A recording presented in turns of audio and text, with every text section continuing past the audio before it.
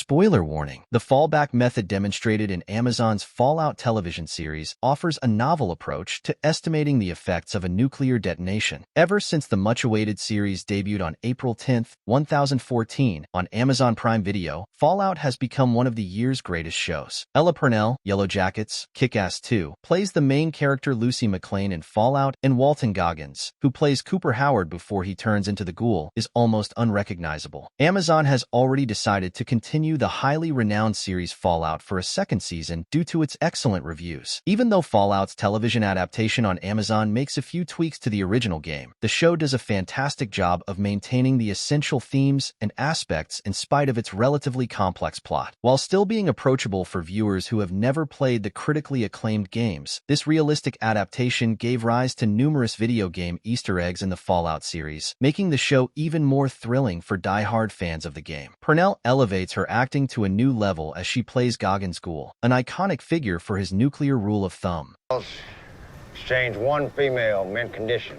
Subscribe to Movie Spy for more twist videos. The thumbs up that the Vault Boy signed is based on an antiquated American tradition. Fallout's rule of thumb test is based on a real nuclear bomb theory. The iconic blonde-haired cartoon known as Vault Boy serves as the Fallout mascot. He holds up a thumb and appears to be winking while trying to spread optimism and good vibes. Instead, the thumbs up symbol stands for a much more sinister and questionable purpose, determining the proximity of a nuclear mushroom cloud. The blonde man's cartoon drawings lighting further supports this idea, making the parts of his thumb, suit, and face lighter because they are depicting a distant nuclear explosion. The Fallout video game and series heavily incorporate this nuclear rule of thumb hypothesis, which is further developed in the Amazon series. Even though Vault Boy is merely a made-up mascot for Vault-Tec Corporation, the nuclear rule of thumb test depicted in Fallout was based on a false and outdated hypothesis about nuclear bombs. At one point, the belief was so widespread that it was taught as a required curriculum in American schools.